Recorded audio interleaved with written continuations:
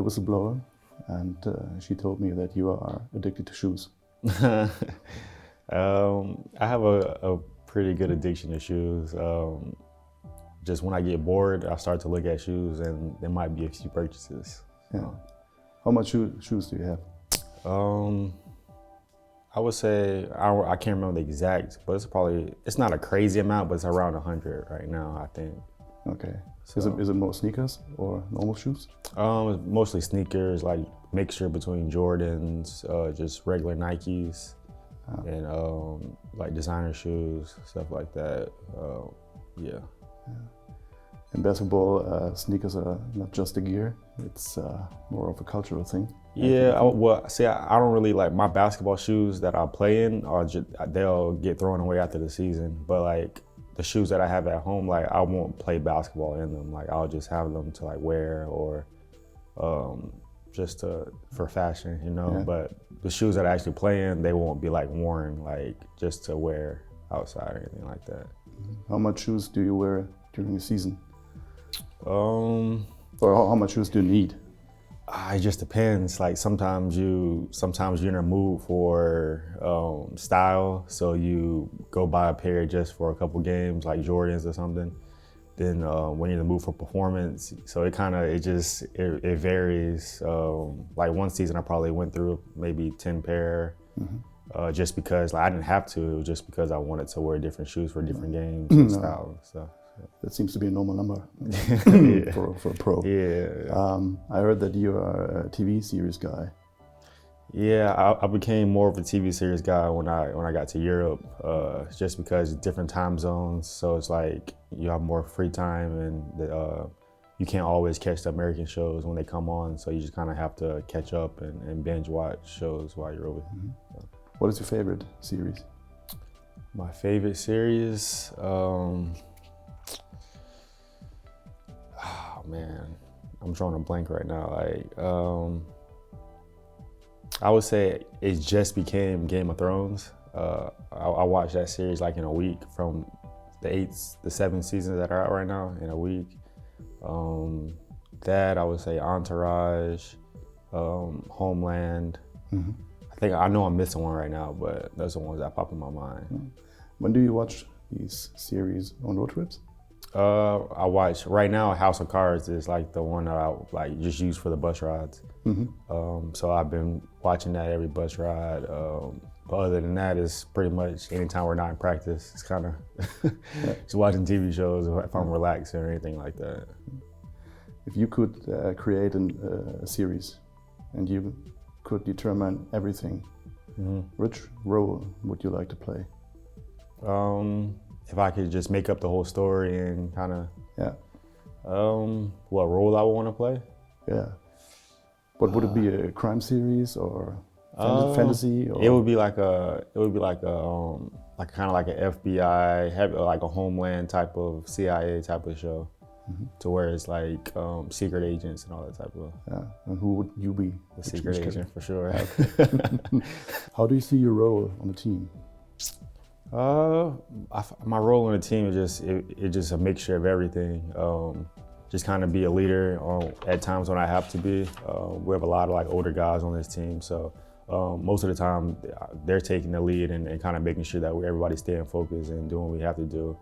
And it's all led by Ricky. So other than that, my job is just to help the team win, whether it's scoring, making plays in crunch time. Getting my teammates involved, setting them up for the correct play to make. And so right now it's just, my role is just to help produce wins, and in whichever way that comes, it's gonna come out. But I would say right now it's just to really help the team just stay focused and produce wins. Are you superstitious? In certain areas I am very superstitious. Do you have any rituals? I do. I have probably a couple. I have like the day before game ritual, game day ritual, on the court ritual before the warm up in the locker room. I have a couple. Do you have an example? I'll give a small one that I don't mind sharing. It's when I'm getting my ankles taped before games. I have to go left foot and then my right foot, and it has to be below a certain part on my leg on my tattoo. Okay. So if Vadim messes up, we have to start over. And, yeah. When we played Bayern Munich, I can recall a scene where you stood at the 3-point line and passed by or crossed by Derek Williams for a really tough layup. Okay, yeah, I remember. When you released the ball, he nearly tipped it, so it was really tough. Yeah. But it was also exciting because it was like a statement. It was like, we can beat them. Come on, let's do it. Yeah. How do you remember? I don't remember the time and score of when it took place, but like for me, it's just I was just trying to make a play. During that part, I think it was probably the third quarter or so around that happened, and that was kind of when they were on their run.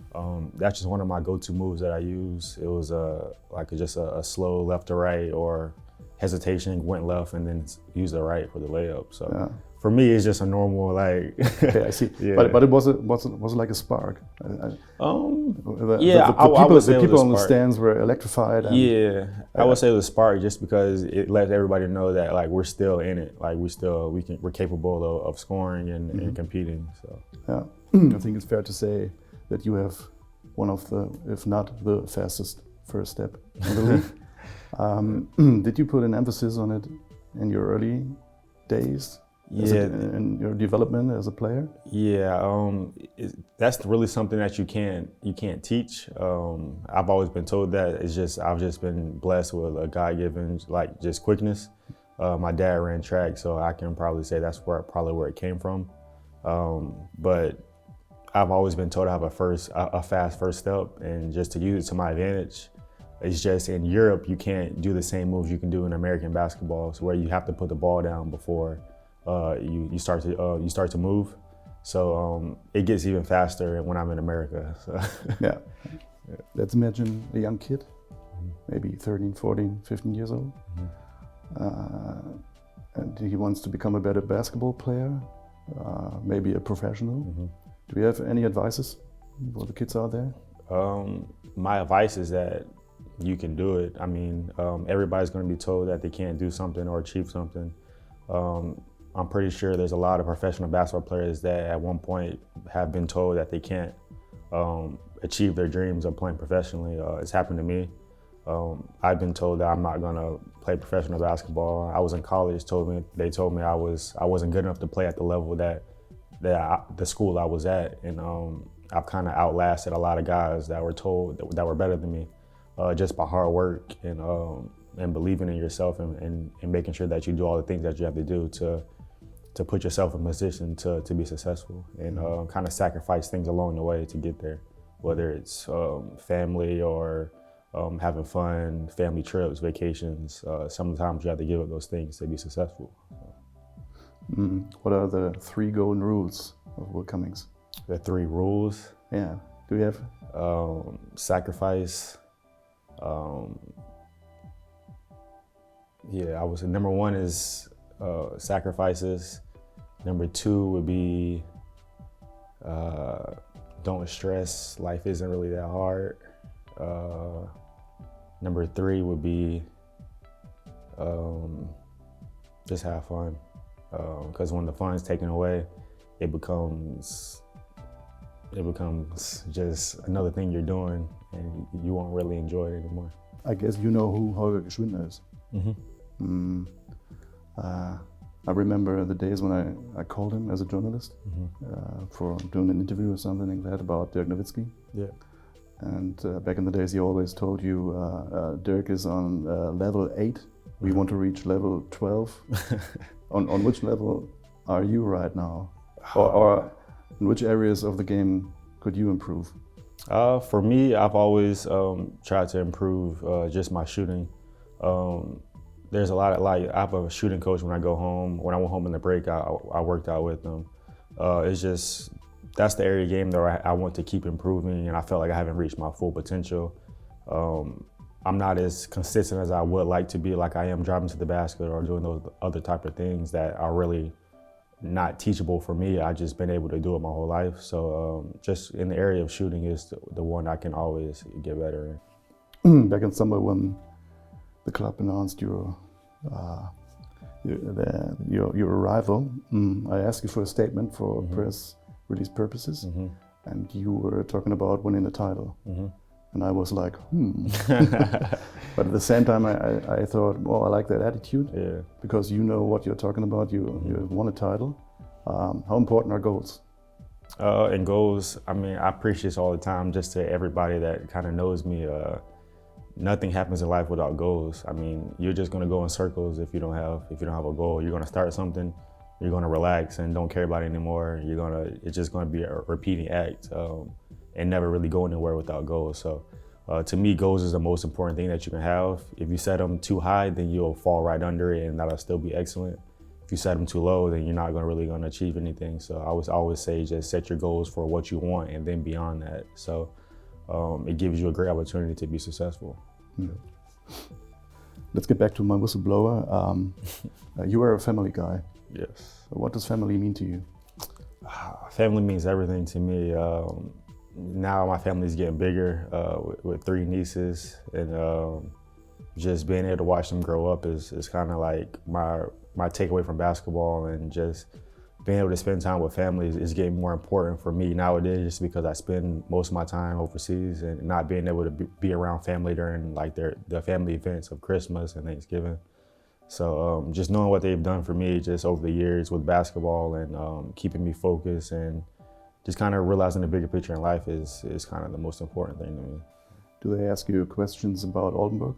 No, they're not at that age. They're 3, like I think maybe 1.5 or so, both of them, the youngest ones. So now they're at the age where they just see me on TV and they just call him Uncle Will. So that's the age that they're at. And the rest of the family, what do they want to know about Germany or Oldenburg? The rest of the family, I would say just how's the atmosphere and how you're being treated. That's kind of the main thing. My family isn't so much more about they're more so about like the family-oriented things, as far as how you're doing, are you healthy, are you being taken care of, are there any problems, like those type of things. Okay. Then once those are taken care of, they're like, okay, you're good. Like that's kind of the type of family I have. They're not really worried about like all the extra stuff or anything. That's it. Yep. Thank you very much. Thank you.